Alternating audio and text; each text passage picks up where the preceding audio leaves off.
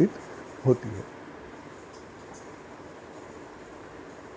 फ़कुल नद्रिब बिअसाकल हजर, असा आपने बहुत कुछ सुना होगा। इसके बारे में आता है कि जब आदम अलैहिस्सलाम जन्नत से तशरीफ़ लाए तो आपके साथ कुछ चीज़ें थी जन्नत की, उसमें से ये असा भी था जो जन्नत के दरख्त का एक शाख थी, टहनी थी। ये आदम अलैहिस्सलाम से होते हुए तमाम जो नबी उनके बाद होते रहे, उनके बेटों में से, फिर उनके बेटे में, फिर होते होते होते होते होते लगातार होते हुए हर नबी से ये ट्रांसफ़र होता रहा विरासत के तौर पे, या जैसे भी कह लें, एक नबी से दूसरे नबी को मिलता रहा। और फिर हज़रत शुएब अलैहिस्सलाम, फिर वहाँ से हज़रत मूसा अलैहिस्सलाम आपको अता किया गया।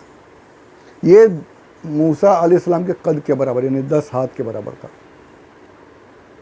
लंबा था, और उसमें से 2 शाखें निकली हुई थी। ये उस पर ऐसे 2 शाखें, तो उस पर कभी कभी आप ऐसे टेका लगा कर भी आराम भी कर लेते थे, और कभी ज़रूरत होती तो अपने बकरियों वगैरह के लिए पत्ते भी उससे तोड़ लेते थे। और अंधेरे में उन 2 शाखों से रोशनी निकलती थी, लाइट की तरह चमकता था, उजाला करता था। मूसा अलैहिस्सलाम जब आराम फरमाते तो ये असा सांप बनकर आपकी हिफाजत करता था, और यही वो असा है जिसने फिरौन के जादूगरों के सांपों को निगल लिया था। आप हाथ लगाते तो फ़ौरन लकड़ी का असा बन जाता, और अगर मोजज़ा ज़ाहिर करना होता छोड़ते तो सांप बन जाता।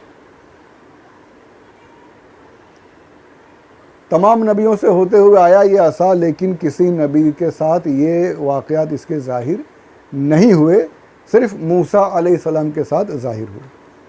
मूसा अलैहिस्सलाम के वक्त में ये इसके मोजज़ात, मूसा अलैहिस्सलाम के मोजज़ात जो थे इसके ज़रिए से ज़ाहिर हुए, इस असा के ज़रिए से सांप बन जाना। और यही असा था जिसे आपने बहर कुलज़ुम पे मारा तो 12 चश्मे हुए थे, वहाँ से निकल कर गई थी कौम बनी इसराइल, यही वो असा है। और इसी असा के बारे में ज़िक्र है, फ़द्रिब बिअसा फ़कुल नद्रिब बिअसाकल हजर, इस हुक्मा के पत्थर पर असा मारो, यही वो असा है। तो ये वो असा है जो शुरू से चलता आया। अच्छा, अब तमाम नबियों के पास से होते हुए मूसा अलैहिस्सलाम के पास आया, सबके पास रहा, सबके हाथों में रहा, लेकिन किसी के हाथ में ना चमका, ना सांप बना, ना पानी को चीरा गया, ना मूसा अलैहिस्सलाम से ज़ाहिर हुआ। तो यहाँ पता चला कि असाए मूसवी के करिश्मे देखने हैं तो यदे बैदा यदे मूसा भी चाहिए।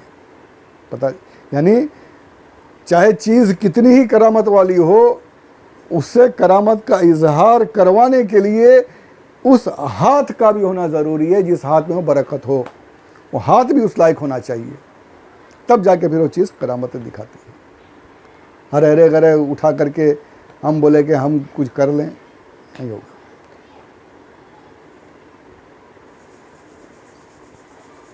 किसी मुतबरक चीज़ से ये सोचें कि यार अब तो कुछ नहीं दिख रहा, हम करते तो कुछ होता नहीं, हमने किताब में पढ़ा कि उन्होंने करा तो ये हो गया, ऐसे ऐसे करामत ज़ाहिर हुई थी, हम जब देखते हैं तो कुछ नहीं होता हमारे। तो वो मकाम था उनका, वो हाथ वैसा था, वो ज़ात वैसी थी कि उनके ज़रिए से, उनकी वजह से उस चीज़ में बरकत रही, और उस चीज़ ने अपनी करामतों का, अपने करिश्मों का इजहार किया। हमारी हालत क्या, हम कैसे गुनाहगार, हमसे क्या ज़ाहिर होगा ना। तो असाए मूसवी का अगर करिश्मा देखना है तो यद बैदा, मूसा अलैहिस्सलाम का ये मुजज़ा था कि आप अपने गरेबान से हाथ निकालते हो, आपका हाथ चमकता, इसको यद बैदा का मुजज़ा कहते हैं। आपका हाथ रोशन हो जाता, चमकता, यद बैदा, यद हाथ को कहते हैं, बैदा इन्हें सफ़ेद चमकने वाला। तो असाए मूसवी का करिश्मा देखना है तो यद बैदा भी चाहिए।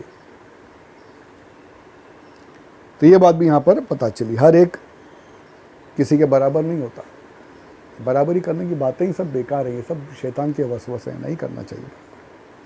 दरूद पाक पढ़ें। अल्लाहुम्मा सल्लि अला सय्यदिना मौलाना मुहम्मद व अला आलि सय्यदिना मौलाना मुहम्मद।